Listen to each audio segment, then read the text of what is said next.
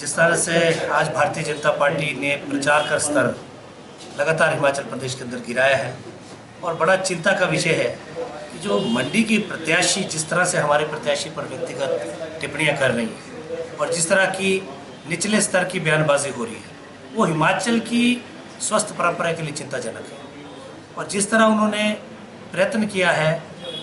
अपनी बातें रखने का, मैं उनको बताना चाहता हूँ कि आज मंडी के लोग एक कंपैरिजन कर रहे हैं कि कांग्रेस पार्टी ने एक ऐसा अनुभवी और ऐसा प्रत्याशी उतारा है जो हिमाचल प्रदेश के अंदर सबसे लोकप्रिय नेताओं में एक शुमार है और जिसने एक अपनी अलग पहचान 15 महीने के छोटा सा जो उनका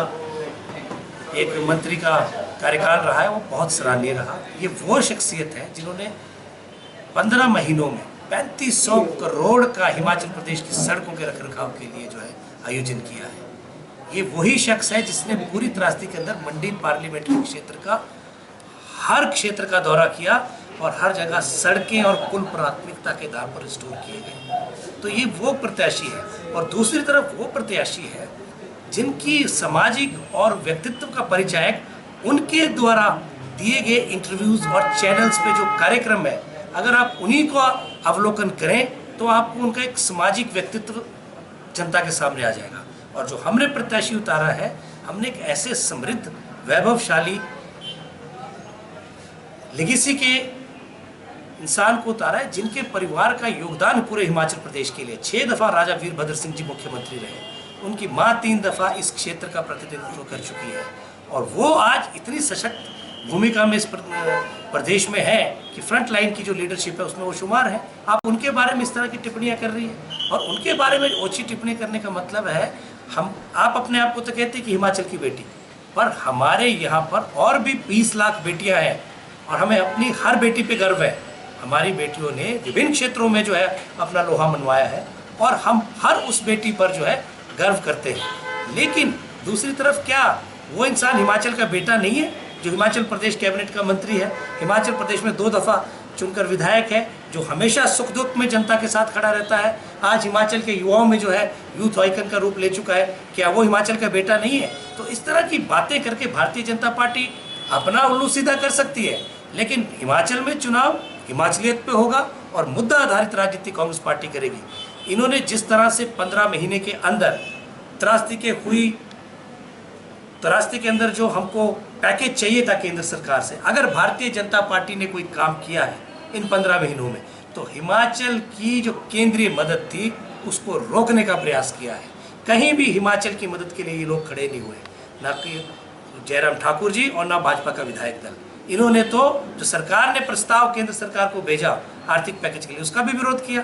और इसके विपरीत अगर देखिए हमने इतने छोटे से अंतराल में त्रासदी के बावजूद हमारी सरकार ने बेहतरीन कार्य किया और हमने ऐसा बड़ा पैकेज अपने सीमित संसाधनों ने दिया है जो हिमाचल में कभी नहीं हुआ। 4500 करोड़ का हिमाचल सरकार ने अपना आर्थिक पैकेज जारी किया, जिससे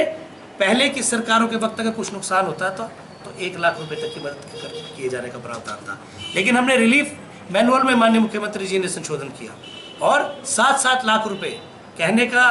अभिप्राय ये है कि उतनी मदद दी गई अगर किसी का घर गिरा है तो अपना घर बना पाए, क्योंकि कांग्रेस जो है वो घर जोड़ने वाली पार्टी है। यहाँ पर भाजपा की जो प्रत्याशी है उन्होंने हमारे माननीय सम्मानीय जो हमारे प्रत्याशी हैं जो 2 बार एमएलए रह चुकी हैं, जनता ने उन्हें अपना आशीर्वाद देकर उनमें विश्वास व्यक्त किया और उनको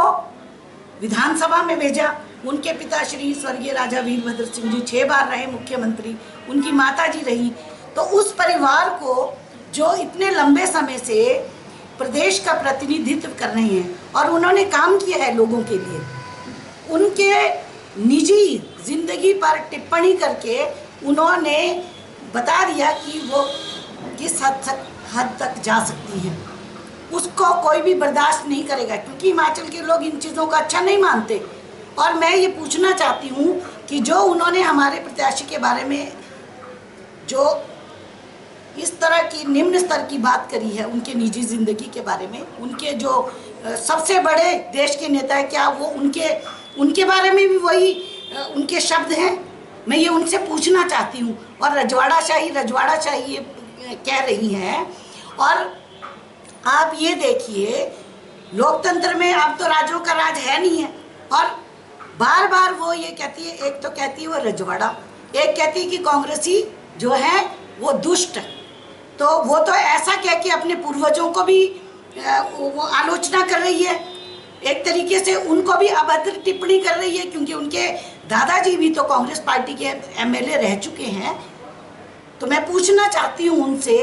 कि आप ये बताइए कि आप पहली बार यहाँ प्रत्याशी बनकर आई हैं, किसी ने आपके बारे में गलत नहीं कहा,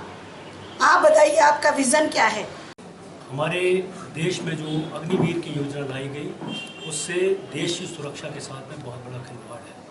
और बहुत सारे युवा, खास करके हिमाचल के युवा, उनकी जो नौकरियां हैं, पेंशनेबल नौकरी, इस अग्निवीर योजना के बाद चली गई। उनके लिए हमने अपना जो लोगों से बातचीत की है और उनके साथ अपना विचार रखे। दूसरा जो पहलू था वो था 1 रैंक 1 पेंशन, जो कि हमें 2014 में प्रॉमिस की गई थी और नहीं मिली। सही प्रारूप में नहीं मिली, नायब सूबेदार से लेकर आर्मी कैप्टन की पेंशन बढ़ने के बजाय 10 से 12 हज़ार घट गई। तो इन दोनों पहलुओं पे हमने मीडिया के थ्रू बात की है, और हमें खुशी है कि आज कांग्रेस के मैनिफेस्टो में अग्निवीर योजना को ख़त्म करने का एक बहुत बड़ा ऐलान हुआ है, और हमें 1 रैंक 1 पेंशन देने का भी बहुत बड़ा ऐलान हुआ है। इसके लिए हम बहुत खुश हैं, और पूरे सैनिकों में, खास करके हिमाचल में 2,20,000 सैनिक आते हैं, उनमें एक खुशी का माहौल है।